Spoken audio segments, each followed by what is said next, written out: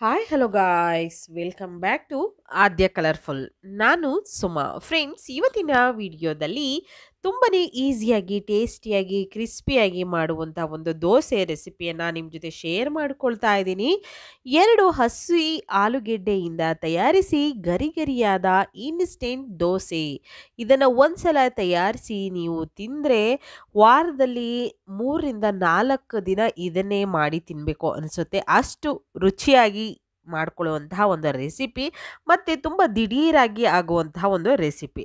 Okay, so ಮೊದಲನೇದಾಗಿ ಎರಡು ಆಲೂಗೆಡ್ಡೆ 2 ಅಥವಾ 3 ಆಲೂಗೆಡ್ಡೆಯನ್ನು ಈ ರೀತಿ ತುರಿದು ತಗೊಂಡಿದ್ದೀನಿ. ಸೊ ಅದನ್ನು ಒಂದ್ಸಲ ವಾಶ್ ಮಾಡಿ ನಂತರ ಅದನ್ನು ಉಪಯೋಗಿಸ್ತಾ ಇದ್ದೀನಿ.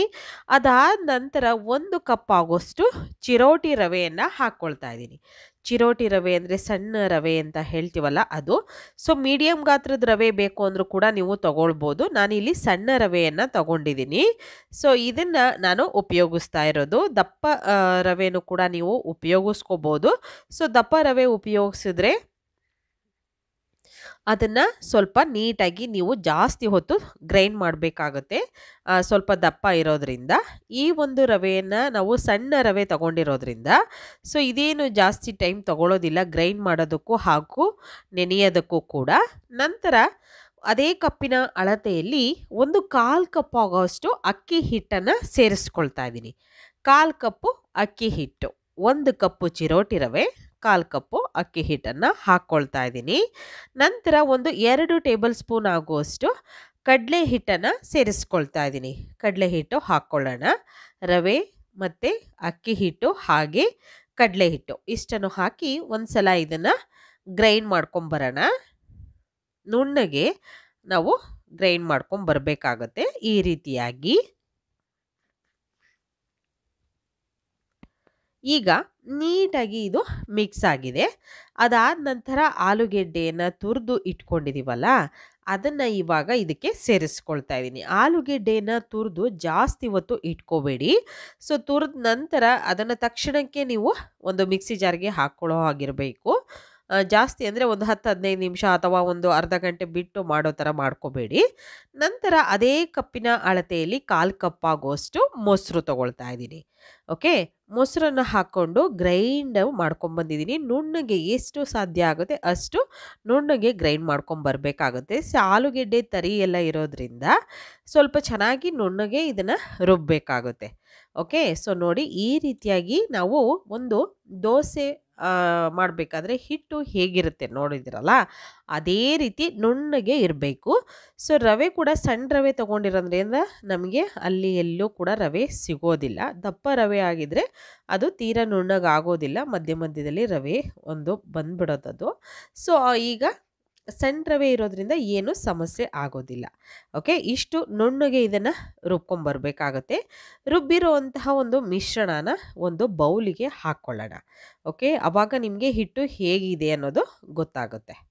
ನೋಡಿದ್ರಲ್ಲ, ಇಷ್ಟು ಗಟ್ಟಿಯಾಗಿ ಇರಬೇಕು. ಜಾಸ್ತಿ ನೀರನ್ನು ಕೂಡ ಹಾಕ್ಕೊಂಡು ನೀವು ಗ್ರೈಂಡ್ ಮಾಡ್ಕೊಂಬರ್ಬಾರ್ದು.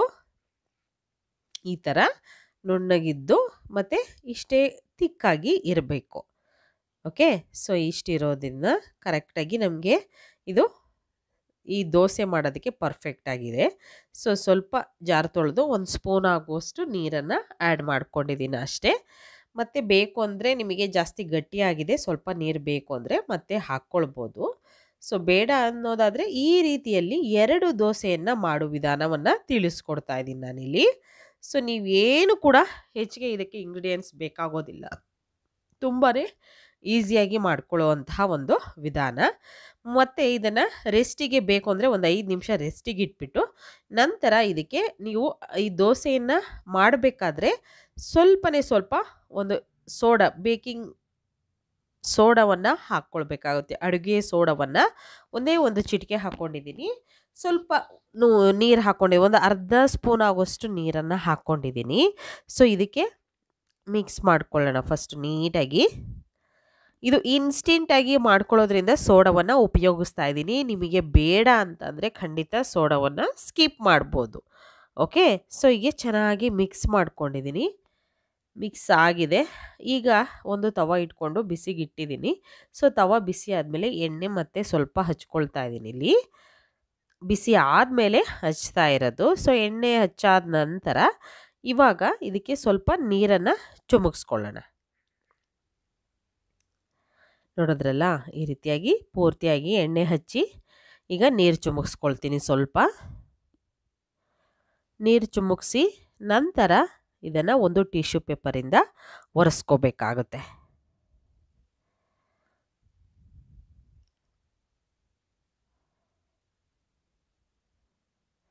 ಈ ರೀತಿ ಟಿಶ್ಯೂ ಪೇಪರ್ ಇದ್ದರೆ ಟಿಶ್ಯೂ ಪೇಪರ್ ಉಪಯೋಗಿಸಿ, ಇಲ್ಲ ಅನ್ನೋದಾದರೆ ಒಂದು ಬಟ್ಟೆ ಇರುತ್ತಲ್ಲ, ಬಟ್ಟೆಯಿಂದನೇ ನೀವು ಈ ತವಾನ ಒರೆಸ್ಕೊಳ್ಬೋದು, ಏನೂ ತೊಂದರೆ ಇಲ್ಲ. ಸೊ ಈ ರೀತಿಯಾಗಿ ಒರೆಸಿದ್ದಾಗಿದೆ. ಈಗ ನಾವು ಒಂದು ಸೌಟಿಂದ ಹಿಟ್ಟನ್ನು ತಗೊಳ್ಳೋಣ. ಓಕೆ, ಇಲ್ಲಿ ಫಸ್ಟಿಗೆ ನಾನು ಸೆಟ್ ದೋಸೆಯನ್ನು ಮಾಡೋ ವಿಧಾನವನ್ನು ತಿಳಿಸ್ಕೊಡ್ತಾ ಇದ್ದೀನಿ.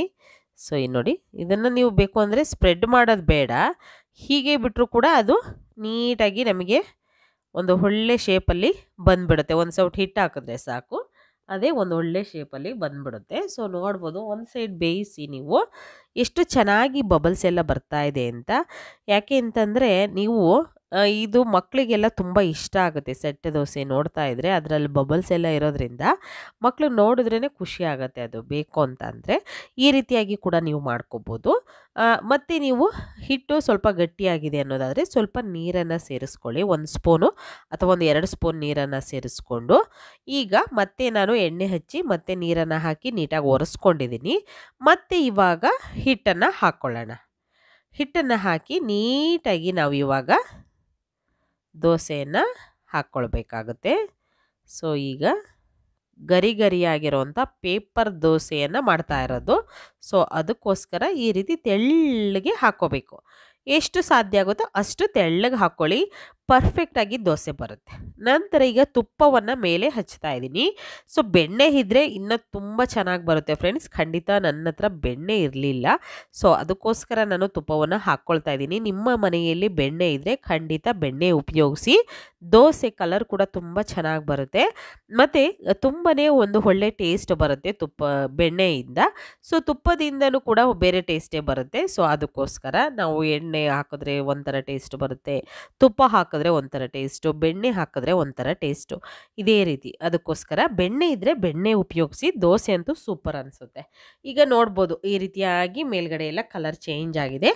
ಈ ರೀತಿಯಾಗಿ ನಮಗೆ ದೋಸೆ ರೆಡಿ ಆಗಬೇಕಾಗತ್ತೆ. ಓಕೆ, ಸೊ ಈಗ ದೋಸೆ ಆಗಿದೆ. ಇದನ್ನು ನೋಡ್ಬೋದು, ಈಗ ನಾನು ಪೇಪರ್ ಥರ ಎಷ್ಟು ಚೆನ್ನಾಗಿ ಪರ್ಫೆಕ್ಟಾಗಿ ಬಂದಿದೆ ಅಂತ. ಗರಿಯಾಗಿರುವಂತಹ ಒಂದು ಆಲೂಗೆಡ್ಡೆ ದೋಸೆ ಅಥವಾ ಪೊಟ್ಯಾಟೊ ದೋಸೆ ರೆಡಿಯಾಗಿದೆ. ಸೊ ನೀವು ಕೂಡ ಮನೆಯಲ್ಲಿ ಈ ಆಲೂಗೆಡ್ಡೆ ದೋಸೆಯನ್ನು ಒಂದ್ಸಲ ತಯಾರಿಸಿ ಫ್ರೆಂಡ್ಸ್. ಹೇಗಿತ್ತು ಅಂತ ತಪ್ಪದೇ ಕಾಮೆಂಟ್ ಸೆಕ್ಷನಲ್ಲಿ ತಿಳಿಸ್ತೀರಾ ಅಂತ ನಾನು ಭಾವಿಸ್ತೀನಿ. ಇವತ್ತಿನ ವಿಡಿಯೋನ ಇಲ್ಲಿಗೆ ಮುಗಿಸ್ತಾ ಇದ್ದೀನಿ. ಮತ್ತೆ ಇನ್ನೊಂದು ಹೊಸ ವಿಡಿಯೋ ಜೊತೆ ಬರ್ತೀನಿ. ಅಲ್ಲಿವರೆಗೂ take care, bye, see you.